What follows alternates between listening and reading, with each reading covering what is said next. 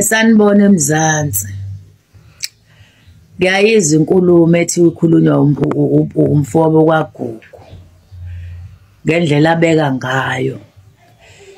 Mina into engisukumisile ukuzwa izwi likaGugu alisho engakaboshwa lokuthi akaza rape ingane. Noma eseboshiwe iminyaka emingaka. Usashwizwe lodwa uthi mina ngiyisoli ngoba vela ngikwenzanga lokho. Ikhona okuze kwasukumisa lenkulumo kuze kukhulunywe umhlaba wonke kuze kube kanje. Uma ngabe uGugu erapile mina enhlizweni yami bengilindele ukuthi kuleminyaka seyidonsile usezocela ushwele ngephutha okanye abiza umndeni azoxolisa athi ephutheni lami engalenza ngiyaxolisa ngangilingwe usathane ngoba nabantu bebulela abantu banikwa lelo thuba ejele umuntu ayohlangana nomndeni womuntu ambulala achaza ukuthi ngenzelani lokho acela uxolo athethiswe emethethiswa kodwa egcinene evelile ukuthi mina ngakwenza lokho kuze kusukuma umhlaba wonke ukhulume ngoGugu igama lakhe alishilo lokuthi angizisoli ngoba mina ngikwenzanga lokho. Ngiyadideka ma uphatheka kabuhlungu mangabe sekuphawula abantu uthi abantu sebeyakhuluma bakhuluma umhlaba wonke abantu bezele benenimba njengonina wengane kwakufanele ukuthi kube buhlungu kuyena kodwa wena uyigama olishoyo lokuthi nanizohlala njengomndeni nigqibe lento niyemboze kuwena inimba yayingekho yini ngaleso sikhathi yokuthi lento ibhlungu kumele lo mntwana ahamba yoboshwa ngoba wenza iphutha. Kwesinye isikhathi izinto siyazisho sizikhulume lokho esikhulumayo sesilindele umthetho udlala indawo yawo ngoba ma umuntu enza icala kunemigudu ehanjwayo kubonakala iyona mguduke le ezosikhulula emphefumulweni siphumule ekuhlukumezekeni kungabi nenzondo omnyabheka omunye kabi ukuthi ubani wathi ngoba phela belungu mase bekhulumile besho ukuthi imphumela iphumi kanje yila izokhulula khona uGugu empini yokuthi kunenkinga yokuthi abhekane naleli gama kodwa uma ngabe kuthi uGugu umsulwa kubhlungu ngoba ngeke likwazi ukugeza igama lakhe kwawena koba nzima ukuligeza ngoba manje lenzekile kodwa ukwenzeka kwento egcineni mase seyinje ibhlungu. Ingakho ngangisho ngithi uGugu akufanele abuyele ekhaya ngoba usezovuka ulaka beneenga ngeke abhekane nalomndeni ngesinye isikhathi okwazi ukumshiya endaweni enje. Mama nje silinda uhulumeni yena ozokhuluma ukuthi uGugu unecala noma akanalo yini icala. Ngiyabonga.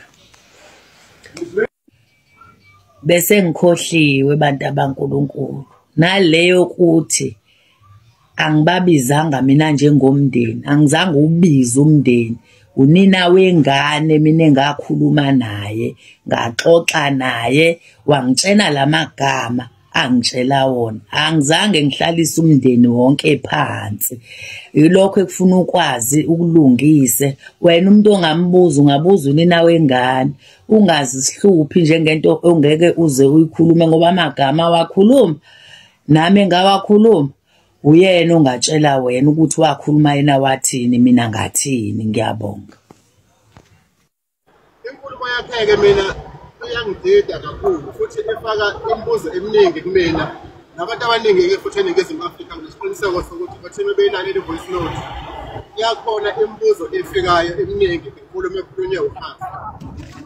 Lento ke mina engidida kakhulu ukuthi indlela abeke ngayo uHafuthe yanukubezeka ingane and then lento le yasekhulunyelwe emakhabeni njengomndeni ukuthi ke uGugu uzohlawula ukuthi uzohlawula ini kubani angazi ke lapha right masa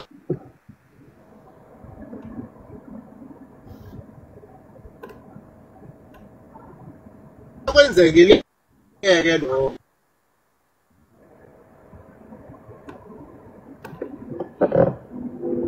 ngicanga ukuthi network yakho Phuzwela ayinhle kahle kodwa afundi yakho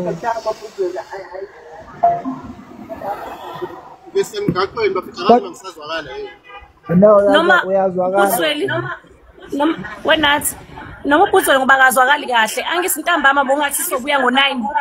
No, siyamuzwa manje ngicela aqhubeka ngene futhi.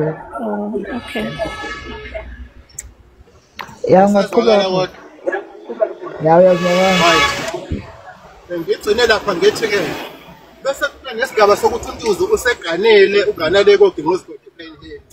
Right, ngilandela nje unga-understand kwami nge-voice note. Bese ganele uNtuzu ePlainhill ingane ayisekho.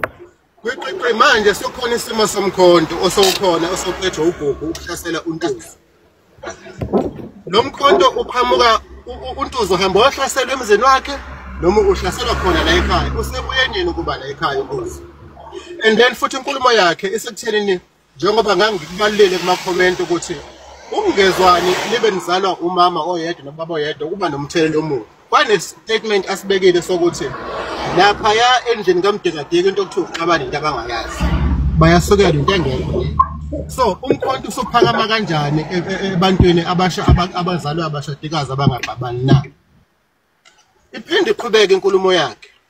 Ekuqaleni wa-accuse uGugu ukuthi ya ulenzele icala kwakhulunywa as umndeni.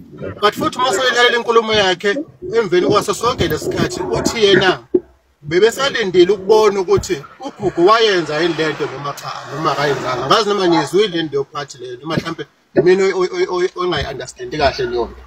Inkulumo ebekezwe kule voice note eziphuma kuHafu. Iyangidida-ke lento ke ngoba mina umthetho angiwazi. Ngingafike ngivulele icala le-rape manje bese liyekwa lingakhulumi. Ekuhambeni kwesikhathi bese kuzoba khona ukuxabana kwami nomuntu oyekade ekhulume ngecala nami. Uma sesixabana nalo muntu icala eselivuka manje selibhekana nami sokule rape akusona ne-assault. Lishintsha kanjani icala le-assault liyoba i-rape? And ecourt kuyiwe nini kovula icala le-rape? Kuyiwe sokuqhatsheni kwaphakanyiselwana imkhonto na noma lento lecala le-rape lavula before kuphakanyiselwana imkhonto na? I-misunderstanding yami lapho. Ngokwami ngokucabanga lokuyibona lento ukuthi-ke bafethu bayazi ukuthi izinto eziningi ezikhulunywayo la zingaphenduka zibe yi-prep nakubona labantu laba okuyibona esikhuluma ngabo manje ngoba nabo bane-defense system abayisebenzisayo njengamanje futhi kuyasetshenziswana kunabantu abathize engicabanga ukuthi basebenza nabo ukuze kuchithwe lento lecala likaGugu libheke ngakuyena ngoba indlela esengibuka ngayo mina ngathi bona bafuna uGugu aphume ejele kodwa aphume engathi kuyenzelelwa engathi uyaxolelwa umndeni uGugu aphume ejele ebe enecala ngoba bayabona ukuthi ukuphuma kweqiniso kuzogcina kuba khona abantu abaningi abangena enkingeni ngalo daba likaGugu ngoba zange lube benzeke ngendlela ekahle from the beginning. So engicabanga ukuthi ke manje into eseyilwelwa ukuthi uNtuzu akabe safe onina wengane. Ingane ayibe safe. Le state asingasiwishwa according to a statement bona asebesiphethe njengamanje. Mina engifisa ukuthi ke uHafu kuphendule ukuthi angifuni ukukhuluma into eziningi ezitheni ezozingilethele amazenzo kodwa ngifisa kube khona umuntu ozobuza uHafu ukuthi lengane uNonto ngesikhathi ifike esigabeni sokuthi ke manje siyaqoma iyakhulelwa ingane yokuqala kwenzekani esifeni sakhe kwenzekani ngesikhathi ukhulelwe amapha ama complications abakhona bangakhona yini isimo sokuthi kuthiwe njengoba ukhulelwe kuneyinkinga ezinje bahamba baye ebantwini ababonayo kwafika kwathiwa cha kunenhlambuluko okumele uyenze ukuze kulungiswe akasichazeleke uHafu ukuthi eyiphi le nhlambuluko ke ingane yayikhipha emva kwaloko ukuze igcine seyizele ingane yayo ingabi nankinga ukuphi ukuhlambuluko kwabakhona yahlambuluka ingane yathini bathini bona beumndeni emva kwaloko izisiqedeke indaba ukuthi ingane yalikhuluma iqiniso thina engingakhuluma engifuna ukuthi abantu bakwazi banginemibuzo eminingi eyokuthi umphakathi wawuthuleleni bakithi ngifuna lazi ukuthi thina asihambisane nokuhlukumezeka kwabantu besifazane nezingane sasingeke si-entertain indaba ukuthi kuthiwe uGugu udlengulile bese thina sithathe i-personal figure yakhe or i-personal structure noma indlela esim-understanda ngayo sithi cha guys lento ikhulunywayo ayikho. Kwakumele ukuthi sikulalele okushoyo umthetho uyidlala indima yayo noma kwasabamba ngenzansi sonke kodwa sesigabe ngokuthi uma kukuthi uGugu kwenzile lokho uzokujezela asimboni thina ekufanele lokho kodwa uma kuthiwa ukwenzile it's fine waboshwa uGugu sathuka kanjalo yahamba iminyaka into enhle ya raise indlebe kuthina namehlo ingesikhathi sokukhona sokuspread ukuthi hayi ingane seyikhuluma kunye manje ngokuboshwa kwamalume wayo lento ke manje eyafike phinde futhi yafaka ingcindezi kubantu ukuthi ke manje njengoba ugugu ehlezi lapha sekuvele ukuthi akazange ayenze lento kumele kube khona ama processes enziwayo ukuthi akakhishwe imbuzo beyifika futhi ke ukuthi uma ngabe khishwa uzokhishwa aye bayohlala laphana kaMdikadika yena ugugu noma kuzomela ayohlala esithotsheni ngoba uma kuthi kumele akhishwe ayohlala lapha bazohlalisana kanjani yabona so ezinye zeinkinga ke ebezifike zibe khona ke kithina ethenini lezi zinto zikhulumeke nanokuthi ngale ngasekhaya kunalento ukuthi indaba zemezi abantu azingene noma kuyizihlobo whatsoever kodwa indaba zemezi abantu ziyazingangena thina siyazingena manje ngoba siyayibuka lento ukuthi ibhlungu kangakanani wesiphathi sithole opportunity thina yokuthi sikwazi ukuthi sikhulume ngoba ikwazile ukuvela ngale ndlela evele ngakwa social platforms kwakwazi ukuthi ke sibe nendlela ukuthi nathi singakhuluma ngalento le ngoba nathi singamazi umuntu siyayazi into okukhulunywa ngayo sizwile futhi yabo otherwise ukuthi bengazange bekhona le video bekuzoba nzima ukuthi kube khona ukuthi ikhulumeke ngale ndlela ekhulumeka ngayo futhi ukuthi le ngane ayizange ifike esigabeni sokuthi ikhulele kuze kube nama complications ingabe ayizange mhlawumbe ivele le ndaba ukuthi kanti vele kwayesekuqaleni azange enze lutho kubo but njengamanje sokukhulumeka ukuthi yenzeka lento njengoba ekhuluma nje nomfowethu lo ngale ndlela ekhuluma ngayo kuyasiconfuse ke thina sabantu ukuthi kanti beyisukephi yona kwayona le ndaba ukuthi kube khona isimo sokuthi le ngane ilikhuluma iqiniso ngale ndlela ekhulume ngayo but ke okuningi engingakusho ukuthi engicabangayo ukuthi okuyibona abaliphethe leli cala sebeke baxhumana nogugu njengoba soke sathola khona la enkundleni zokuxhumana banayo information esolid from ugugu ukuthi icala liqale kanjani from the beginning uningi okwaziwa abaphathi abaphethe icala njengamanje esingakwazi thina as public and enginesiqiniseko sako ukuthi labantu abaphethe icala sonke siyabethemba ngoba sokunemphumela eminingi abayenzile ukuphathwa kwamacala afana nalawa ngakho ke sinako ukuthemba ukuthi uma ukuthi kukhona iqiniso elingekho ngalento bazokwazi ukuthi bakureveal lokho uma futhi ukuthi lento le ekhulunywayo ukuthiwa yenzeka ayikho bazokwazi futhi ukuthi babuyele kuthina bas-expose ukuthi guys ayikaze yenzeka into enje ukanje kanje angazi uma sengikante kakhulu nibafethu ngizocela ukwehlela ngenzansi ngoba khona nami ngisendaweni endlela kodwa ngicela ukuvela nje nombuzo wodwa ukuthi ingane isola bani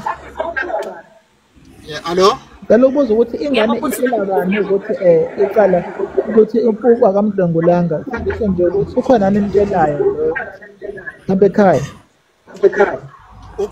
ukufika kwalento ke thina ngizothi siwumphakathi ukuthi kwaba khona inkinga yabakhona nje bengingachaza ngendlela eyafika ngayo kumina ukuthi kwaba khona inkinga yokukhulula kwentombazane yaba nenkinga okuyona into eyagcina seyenza ukuthi ke akahlambuluke ukuze akwazi ukuthi azale kahle ingane yakhe yabona yaspreadeka yabona noma ngabe lephi ilunga lomphakathi ongathi mawufika eFacebook ulibuze ngale ndaba uzokutshela senting ngoba sonke sazi into eyodwa yabona sonke siwumphakathi sazi into eyodwa ukuthi ukagcina sekukhulumeka into efana nale iyona lento eyenze ukuthi sizithole sesiphatheka sesinga nokucikeka samalungu omphakathi ukuthi lento lena kanti kumele kuze kube njani kumele kuze kuthiweni ukuze lento ilungu kwaphela manje uma ngabe intombazane seyikhulumile lento eyikhulumile ayilungiswe phela ngendlela akwazi ukuthi akhululeke lo oboshwe lento angayazi lapha ejele akusho ukuthi thina silwele ukuthi uguga akaphuma ejele into akayizanga ngoba sikubukela phansi indaba yokubezeka kwabantu besifazane nengane cha ingoba sakunderstand sakwamukela siqale thina ukuthi sibe nezinkinga uma sesizwe ukuthi kukhona isimo sokuthi lo mbhema akayenzanga lento ngoba ingane ithi yabona okungenzeka futhi njengamanje seyinkulu into eseyisetshenzwa emaningi imhlangano ekhona ziyashintsha statement ukuze kuseveke umuntu owavula ecala ngendlela wrong nezinkulumo ezabakhona ezirong ezagcina futhi sezenza ukuthi lo mfowethu aphade ejele ngento engayenzanga mina ngiyabona ukuthi akafike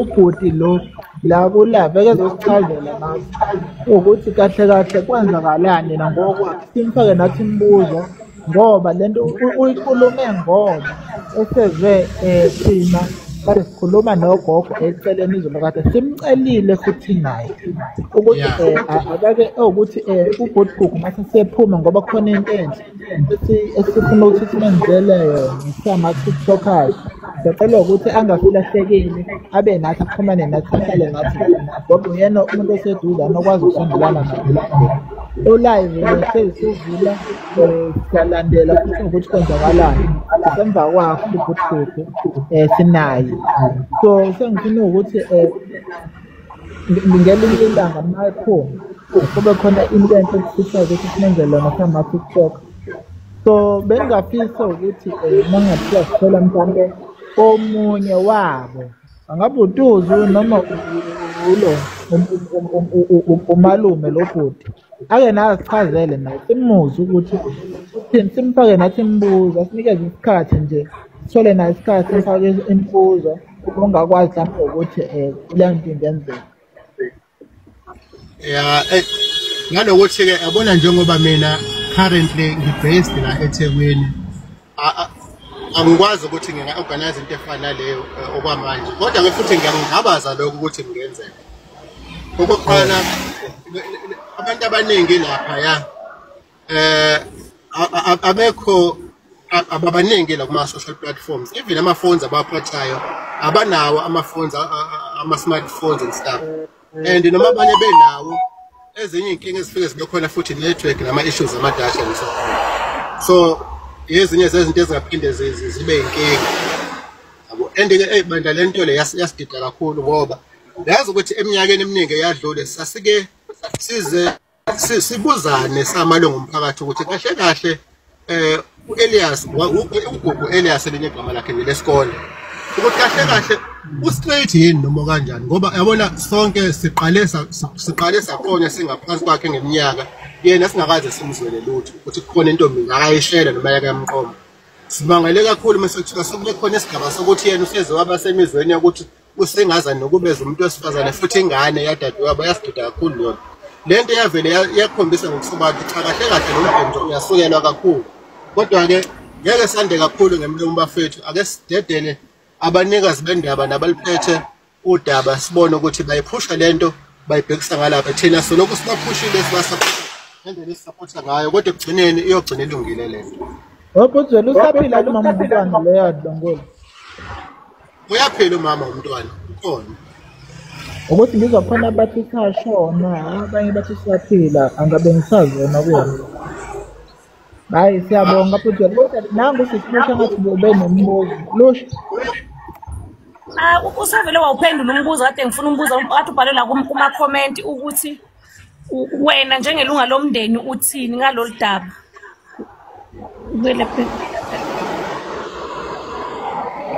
Njengoba kuya comment kodwa ngathi bebesho njalo ukuthi wena njengelunga lomndeni uthini ngalolu daba lona. Ngiyacabanga ukuthi iphathe njalo iphendulekile uma ngabe ngiyibeka ngendlela yokuthi usuphendulile lapho ngisho ngathi uphendulekile ngase ngikhosini. Ngiyangicela ukuthi futhi uzwayele lo live lo kanathi yebo ngelinye ngelanga nje ongathi uthi ungafollowa ukuthi ngenile live ukwazi ukuthi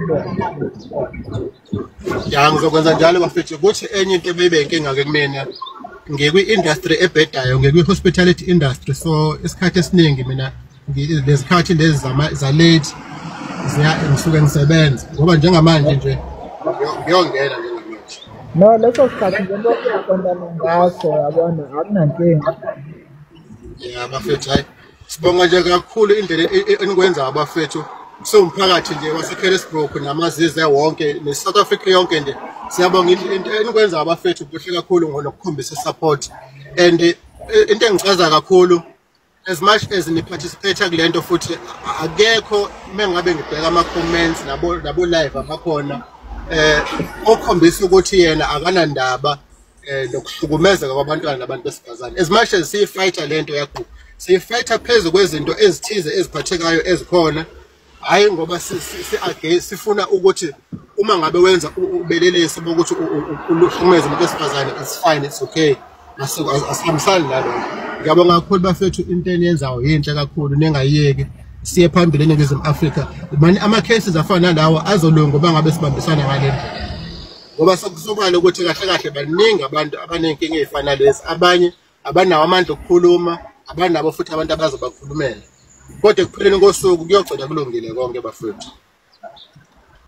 Sithemba njalo sifisa lokho sonke. Uzakwenza njalo ngempela agcine liphuma iqiniso ukuthi Gugu abuye azophila impilo yakhe ancintshe yona iminyaka eminingi kangaka Nkosi Eminingi iminyaka. Ngoba nomama ukhala ngalokho ukuthi uGugu wayenganantombi, wayehambela nje ayiphilela eyisontela enganantombi enganandawo nabantu besifazane. Hayi bafethu, hayi kuningi bafethu. Yabona ke lo mama lo uMakawanda lo kade ekhuluma la. Umuntu onefile elikhulu kabi ngale ya family. Nezinto engeke ngikwazi ukuthi ngizikhuluma la ngoba zipersonal. Athi nje yena lo mama obezihandlisha yena. Yabona njenga inkulumo yahafu ekseni. Ithathe ukuthi ibe nokungicasula mengabe efuna ukuthi agxilise ukuthi abantu abakhulumayo abawona umndeni and so on. Mina ngimbuza mina engifisa ukuyibuza yena direct as umuntu omdala lapha kulela khaya ukuthi wena ngesikhathi kwenzeka ku-ANC bokephi and wathini ubaba wakho azabe kusimo esikanje kufika la ukhona wena utheni ngoba lo mama lo uMakawanti uyena begcina sehendlisha ngizozimo ezifana lezo classified as akalonelo ngalomdeni but ubaba omncane wakhe lo muntu ubaba kaGugu uthi bamncane kumdela nje. Kodwa anyway angifuni ukungena kakhulu kulezo bafethu. Ngicela ukuthi ngehlele ngenzansi ngibonge isikhathi senu. Nibe right bafethu, nibe nobusuku obuhle. Mhlawumbe ngenzeka ke ku live ntambama ngimbone nginijoyene ngizobona ukuthi ubhizi kangakanani emsebenzini namhlanje. Mangithola chance ngizokwazi ukuthi ngiphinde nginijoyene futhi ngoba ke mina angikhathalele kuthanda futhi anginandaba namuntu ukuthi umuntu uzocabangani ngami, uplan ukuthini ngami, uzothini ngami. Sho ngathi uyangivulela icala defamation of character anginandaba. I can face it because ekupheleni kosuku kumele kulungiswe kancane futhi sanibonana kancane ezwele ungena emathebeni futhi wezwele ngicela ungapheli kulo live futhi ngiyacela kunokuningi engiyafika manje kunokuningi esengikuzwe kuwena ngicela kulo live ungapheli mase uthola nje awusherelo yedwa i-cellphone number yakho ukwazi ukuzivula live ukuthinde sikuze ukuthi ubhizi kangakanani futhi ngoba kunezinto esisafuna ukuzilandela kulo live esizizwayo ukuthi sithethe umnyombo wesitori. Ngiyacela ukuthi ube ngumuntu okhona. Ngiyabonga ngiyaxolisa ungena emathubeni. Ngiyabonga kakhulu futhi ayikho inkinga mfowethu. Ngiyabonga kakhulu futhi wena ukuthi ube nathi nje bethu ngesikhathi sakho nje. Ngiyabonga kakhulu. Kodwa ngelinye ilanga ngiyafisa ubhuti wakho lo ukukhuluma ukuthi akabe khona nje. Sixoxe naye hayi ukuthi mhlawumbe sobe simlise nje sifika nje umbuzo mayelana nalezi zinto ekuzini. Ngoba nathi futhi sisabantu base South Africa asamsana lento abenza. Ya kunaba futhi ubuhlungu nanokuthi ke mhlawumbe yazi ukuthi babe involved la ku live laba bantu mhlawumbe kungayiphazamisa iprocess ya le ama lawyers abhizi nayo njengamanje ngoba kuzoba khona imibuzo enizoyibuza abazohluleka kuyiphendula. And then uma sekufika isikhathi sokuthi ke manje abakhulume ecourt kube ngathi manje into abazikhuluma banxenxe ukuthi abazikhuluma.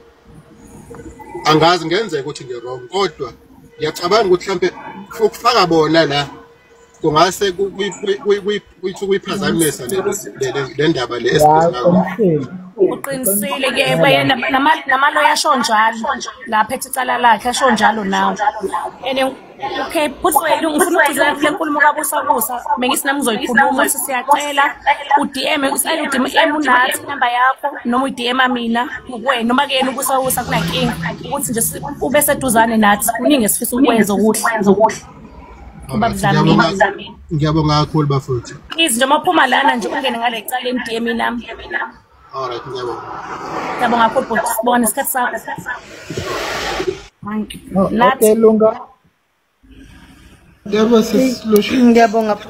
Ngiyabonga yazi